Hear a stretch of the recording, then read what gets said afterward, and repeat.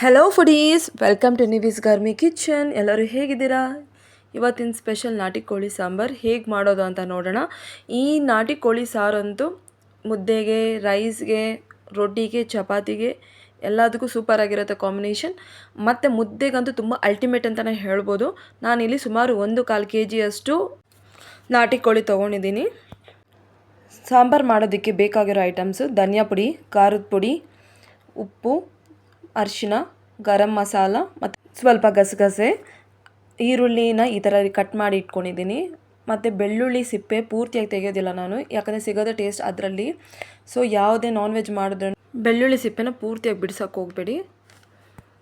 ಮಸಾಲೆ ರುಬ್ಬಕ್ಕೆ ಮತ್ತು ಶುಂಠಿ, 1 ಇಂಚಷ್ಟು ಚಕ್ಕೆ, ಲವಂಗ, ಮೆಣಸು, ಪುದೀನ, ಟೊಮ್ಯಾಟೊ, 1 ಕಪ್ಪಷ್ಟು ಕೊಬ್ಬರಿ ತೊಗೊಂಡಿದ್ದೀನಿ ನಾನಿಲ್ಲಿ.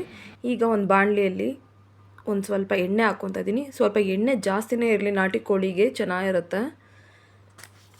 ಈಗ ಮಸಾಲೆಗೆ ಏನೇನು ಇಟ್ಕೊಂಡಿದ್ದೀನಿ ಐಟಮ್ಸ್ ಎಲ್ಲ ಎಣ್ಣೆಲಿ ಹಾಕ್ಬಿಟ್ಟು ಸ್ವಲ್ಪ ಫ್ರೈ ಮಾಡ್ಕೊತೀನಿ, ಯಾಕಂದರೆ ಹಸಿ ವಾಸನೆ ಹೋಗಬೇಕಲ್ವ.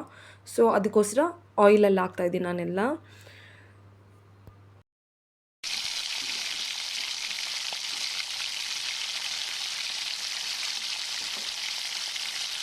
ವಿಡಿಯೋನ ಎಲ್ಲೂ ಸ್ಕಿಪ್ ಮಾಡಿದ್ರೆ ನೋಡಿ, ಯಾಕಂದರೆ ಏನೇನು ಹಾಕಿದ್ದೀವಿ ಐಟಮ್ಸ್ ಅನ್ನೋದು ಗೊತ್ತಾಗೋದೇ ಹಾಗೆ ಅಲ್ವಾ.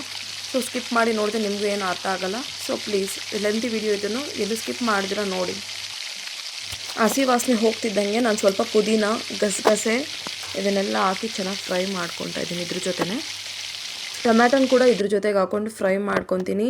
ಅದ್ರ ಮೇಲೆ ಇರೋ ಸಿಪ್ಪೆ ಎದ್ದು ಬರಬೇಕು ಮತ್ತು ತುಂಬ ಸಾಫ್ಟಾಗಿರಬೇಕು ಟೊಮ್ಯಾಟೊ. ಆ ಟೈಮಲ್ಲಿ ನೀವು ಆಫ್ ಮಾಡ್ಬೋದು ಇದನ್ನು.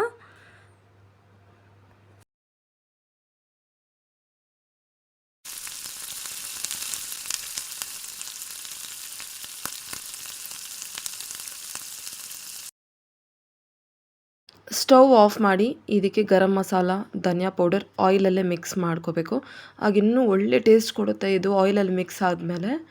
ಸೊ ಇದೇ ಥರ ಟ್ರೈ ಮಾಡಿ ನೀವು ಕೂಡ ಮಾಡಿದಾಗ. ಕೊತ್ತಂಬರಿ ಸೊಪ್ಪು ಇದ್ರ ಜೊತೆನೇ ಬೆರೆಸ್ಕೊತಾ ಇದ್ದೀನಿ.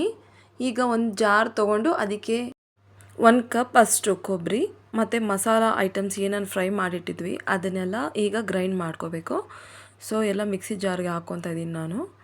ಇದನ್ನು ಸ್ಮೂತ್ ಪೇಸ್ಟಾಗಿ ಮಾಡ್ಕೊಂಡು ಬಂದು ಮತ್ತು ನೋಡೋಣ. ಖಾರದ ಪುಡಿ ಮತ್ತು ಎಷ್ಟು ಬೇಕೋ ನೀರು ನೋಡ್ಕೊಂಡು ಕ್ವಾಂಟಿಟಿ ಹಾಕ್ಕೊಳ್ಳಿ. ಈಗ ಒಂದು ಕುಕ್ಕರ್ಗೆ ನಾನು ಸ್ವಲ್ಪ ಎಣ್ಣೆ ಜಾಸ್ತಿನೇ ಹಾಕ್ಕೊತಾ ಇದ್ದೀನಿ, ಯಾಕಂದರೆ ಎಣ್ಣೆ ಜಾಸ್ತಿ ಇದ್ರೇ ನಾಟಿ ಕೋಳಿ ಚೆನ್ನಾಗಿರೋದು ಟೇಸ್ಟ್. ಸೊ ಈಗ ಪೀಸಸ್ನೆಲ್ಲ ನಾನು ಆಯಿಲ್ಗೆ ಹಾಕ್ಕೊಂಡು ಸ್ವಲ್ಪ ಚೆನ್ನಾಗಿ ಫ್ರೈ ಮಾಡ್ಕೊತೀನಿ. ಆವಾಗವಾಗ ಪೀಸಸ್ನ ಸ್ವಲ್ಪ ಚೆನ್ನಾಗಿ ಕಲಿಸ್ಕೋಬೇಕು, ಇಲ್ಲಾಂದರೆ ತಲೆ ಅಂಟ್ಕೊಬಿಡುತ್ತೆ. ಸೊ ಇದೇ ರೀತಿ ನೀವು ಕದಲಿಸ್ತಾ ಇರಬೇಕು, ಇಲ್ಲಾಂದರೆ ಪೀಸಸ್ ಎಲ್ಲ ಮೆತ್ಕೊಬಿಡುತ್ತೆ ಕುಕ್ಕರ್ಗೆ. ಸ್ವಲ್ಪ ಅರಿಶಿನ ಹಾಕಿ ಇದನ್ನು ಚೆನ್ನಾಗಿ ಮಿಕ್ಸ್ ಮಾಡ್ತೀನಿ. ಚೆನ್ನಾಗಿ ಪೀಸಸ್ಗೆಲ್ಲ ಅಂಟ್ಕೋಬೇಕಲ್ಲ. 1 ಸ್ಪೂನಷ್ಟು ಅಚ್ಚ ಖಾರದ ಪುಡಿ ಮತ್ತು 1 2 ಸ್ಪೂನಷ್ಟು ಉಪ್ಪು ಹಾಕ್ಕೊಂಡು ಚೆನ್ನಾಗಿ ಮಿಕ್ಸ್ ಮಾಡ್ತೀನಿ. ಪೀಸಸ್ಗೆಲ್ಲ ಪೂರ್ತಿಯಾಗಿ ಬೆರಿಬೇಕು ನಾವೇನು ಹಾಕ್ತೀವೋ ಮಸಾಲೆ ಎಲ್ಲ.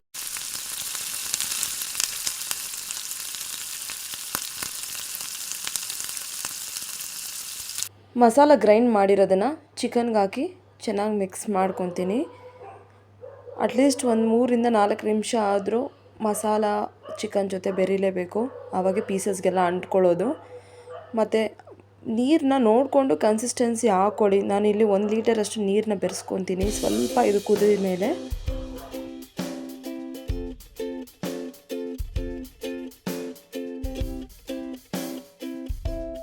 ನೋಡಿ ಎಣ್ಣೆ ಬಿಟ್ಕೊತಾ ಇದೆಯಲ್ವಾ. ಈಗ ಇದ್ರ ಜೊತೆಗೆ ನೀರು ಮಿಕ್ಸ್ ಮಾಡ್ಕೊತೀನಿ ನಾನು. ನೀವು ನೋಡ್ಕೊಂಡು ಎಷ್ಟು ಬೇಕೋ ನೀರು ಕ್ವಾಂಟಿಟಿನ ಮಾತ್ರ ಹಾಕ್ಕೊಳ್ಳಿ. ಒಂದು ಕುದಿ ಬಂದಮೇಲೆ ನಾನು ಇದಕ್ಕೆ ಕುಕ್ಕರ್ ಲಿಡ್ ಹಾಕಿ ಒಂದು 6 ಇಂದ 7 ವಿಸಿಲ್ ಓಡಿಸ್ತೀನಿ, ಯಾಕಂದರೆ ನಾಟಿ ಕೋಳಿ ಅಲ್ವಾ ಅಷ್ಟು ಬೇಗ ಬೇಯೋದಿಲ್ಲ. ಸೊ ಇದೇ ಥರ ಮಾಡಬೇಕು. ನಾಟಿ ಕೋಳಿ ಚೆನ್ನಾಗಿ ಬೆಂದ್ರೇ ಅದಕ್ಕೆ ಟೇಸ್ಟು. ಇದು ಮುದ್ದೆ ಜೊತೆ, ರೈಸ್ ಜೊತೆ, ರೋಟಿ ಜೊತೆ ತುಂಬಾ ಚೆನ್ನಾಗಿರುತ್ತೆ ಅಂತ ಹೇಳೋದು ನಾನು. ಸೊ ನಾನಿಲ್ಲಿ ಮುದ್ದೆ ಮಾಡಿದ್ದೀನಿ, ನನ್ನ ಮಗಳಿಗೆ ತುಂಬ ಇಷ್ಟ ಅಂತ. ಏನು ಫ್ರೆಂಡ್ಸ್, ಇಷ್ಟ ಆಯಿತಾ, ಹೇಗಿತ್ತು ಅಂತ ಕಾಮೆಂಟ್ ಸೆಕ್ಷನಲ್ಲಿ ತಿಳಿಸಿ. ಈ ರೆಸಿಪಿನ ನೆಕ್ಸ್ಟ್ ಒಳ್ಳೆ ರೆಸಿಪಿ ಜೊತೆ ಸಿಗೋಣ. Until then bye. ಮತ್ತು ಯಾರೆಲ್ಲ ನನ್ನ ಚಾನಲ್ ಸಬ್ಸ್ಕ್ರೈಬ್ ಮಾಡ್ದಿರೋ ನೋಡ್ತಾ ಇದ್ದೀರಾ, ದಯವಿಟ್ಟು ಸಬ್ಸ್ಕ್ರೈಬ್ ಮಾಡ್ಕೊಳ್ಳಿ. ಓಕೆ, ಬಾಯ್ ಬಾಯ್, ಟೇಕ್ ಕೇರ್.